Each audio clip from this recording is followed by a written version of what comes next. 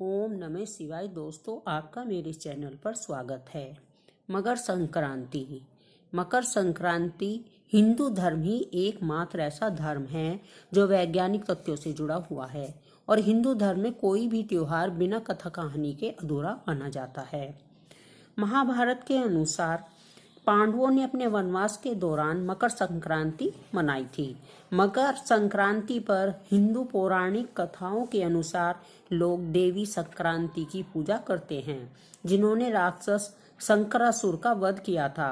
अगले दिन मकर संक्रांति को किंक्रान के रूप में जाना जाता है, जब देवी ने राक्षस किंकरासुर को मार डाला था। आज मैं आपको मकर संक्रांति से जुड़ी एक कहानी सुनाने जा रही हूँ। यह धर्मराज से जुड़ी कहानी है। इस कहानी को सुनने और व्रत करने से मोक्ष और स्वर्ग की प्राप्ति होती है। यह एक पौराणिक कहानी है। यह उस समय की कहानी है जब पृथ्वी पर बभ्रुवाहन नाम का एक राजा राज करता था। उसके राज्य में प्रजा बड़ी सुखी थी और राजा भी बहुत ही दयालु स्वभाव के थे। उनके राज्य में एक हरिदास नाम का ब्राह्मण रहता था। उसका विवाह गुणवती से हुआ था। वह एक सुशील और पतिव्रता स्त्री थी। उसने अपने जीवन में सभी देवी देवताओं की उपासना की, व्रत किया, दान और धर्म भी किया। इसके अलावा वह अतिथि की सेवा करना अपना धर्म मानती थी। जब वह बूढ़ी हुई तो वह मृत्यु को प्राप्त हो गई। धर्मराज के दूत उसको धर्मराज की नगरी में ले गए। जब वे गुणवती को लेकर धर्मराज के पास पहुंचे, वहीं पर चित्रगुप्त भी बैठे थे। गुणवती उनको देखकर डर गई। चित्रगुप्त ने गुणवती का ब्यौरा निकाला और धर्मराज को बताया।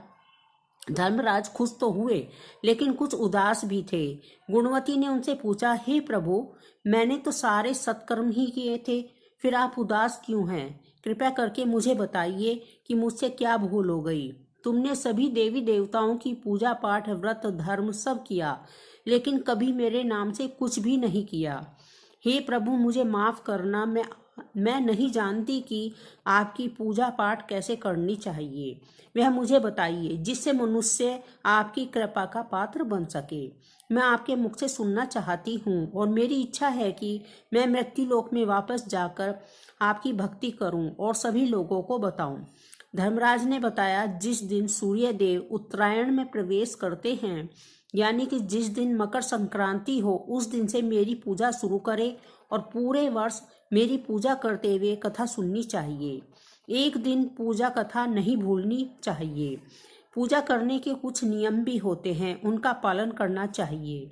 व्रत रखकर धीरज रखना एवं संतुष्ट रहना, अपने मन को वश में रखना, सभी को क्षमा का दान देना, चोरी न करना, कोई दुष्कर्म नहीं करना, मानसिक व शारीरिक शुद्धि यानी पर पुरुष या स्त्री से बचकर रहना, इंद्रियों को वश में रखना, बुरे विचारों का त्याग करना, अपनी बुद्धि को पवित्र रखना, पूजा पाठ, दान दक्षिणा करना, व्रत की कहानी सुनना, सत्य बोलना और सभी से अच्छा व्यवहार करना, क्रोध, ईर्ष्या, द्वेष नहीं करना।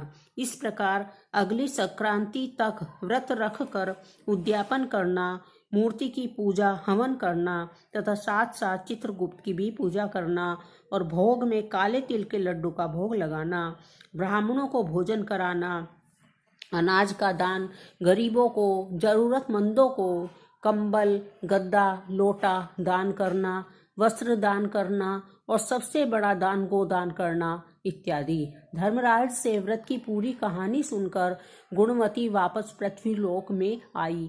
वह जीवित हो गई। सारी बात अपने परिजनों से बताई।